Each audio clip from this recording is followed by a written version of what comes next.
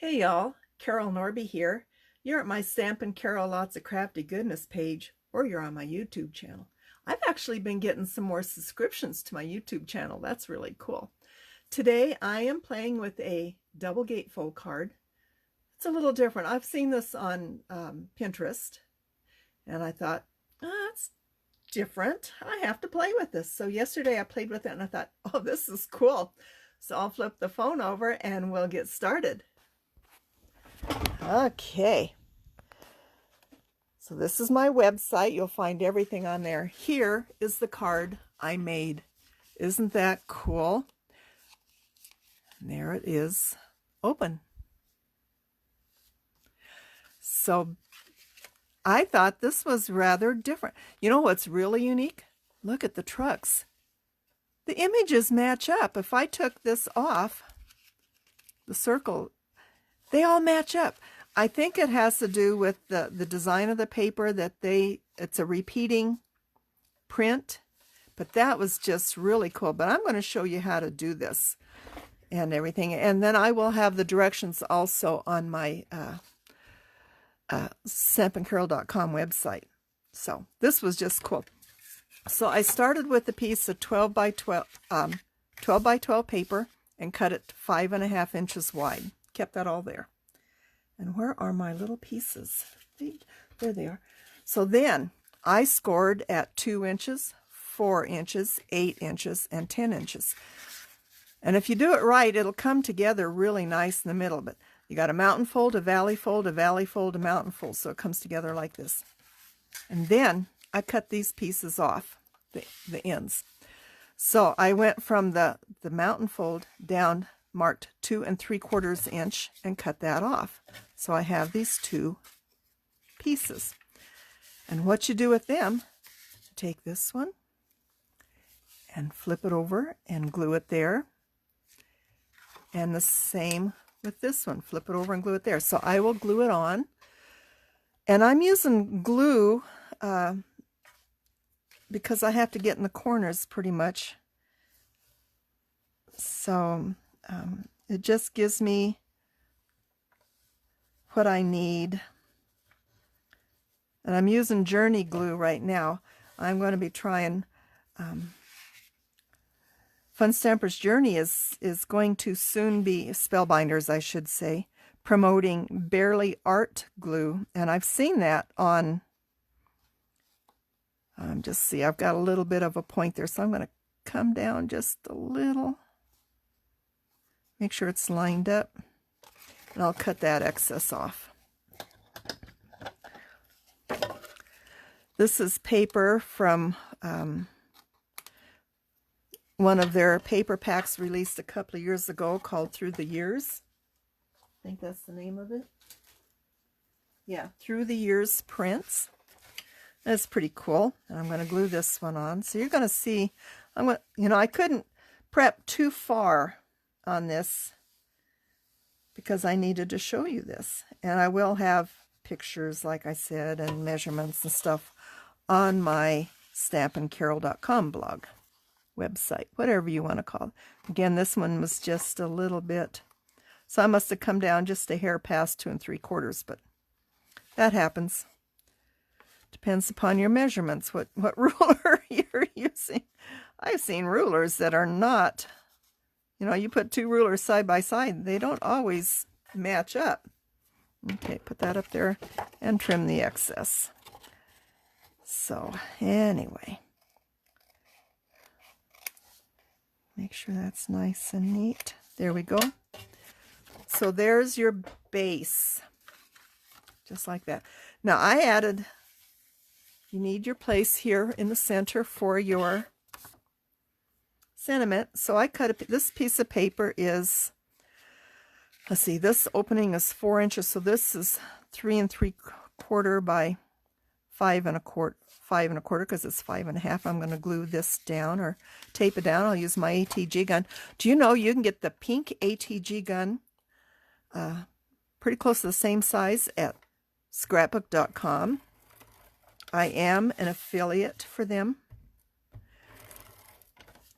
And those of you that have placed orders with me recently through my affiliate links, thank you.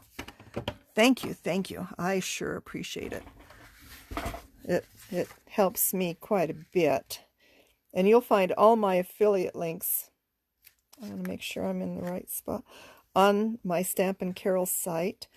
If you're on Facebook here, at my Stampin' Carol Lots of Crafty Goodness page, my Shop Now button takes you to scrapbook.com. So there's my page. So isn't that cool? I got a little bit of goop. This doesn't quite open. I had to play with this just a hint to make sure that my centers meet. A lot of times, if you score these on the same side, score, one of them is not going to fold properly because I don't know if I need to show this to you. Let me find a scrap piece of paper. I'll grab my paper trimmer. Ouch, that is sharp. So there is a trick to this. I'm going to grab a small piece of paper scrap. Okay, so if you score, this is just a quick little lesson, this way, you need to fold away from your score. That gives you a true thing. And also, when you score, you're going to score one side, flip it over and score the other because your scoring does stretch your paper. So it makes a lot of difference. So always fold away. So for example, this score, I did this away. This score, I actually flipped it over and did it on that side. Gave me my measurements better. And then instead of going dot, dot, dot, dot, I scored it 2 and 4, flipped 2 and 4, but one of them I flipped this way. So is that clear as mud? So that is my base card. So what I did then is I die cut a circle. I flicked it with gold silk. And then I used some fun dies. Where did it go? Things have a tendency to disappear on my desk. There we go. Or get moved. I used the branch and cone die set to make my focal point because since this had pine cones and pine boughs, I added a bough and a cone. This is done with mirrored paper, or not mirrored, brushed gold paper and hazelnut blend cardstock. And the pine bough is kiwi slice. And then I stamped it, and I used, find the right stamp set. I used Spellbinders To You and Yours, and I cut my Merry Christmas in half. So I have a tendency to do that because sometimes I don't want them where they, this was originally made to be one piece, and I made it into two. Because I like to not just do straight lines of phrases. I like to layer them.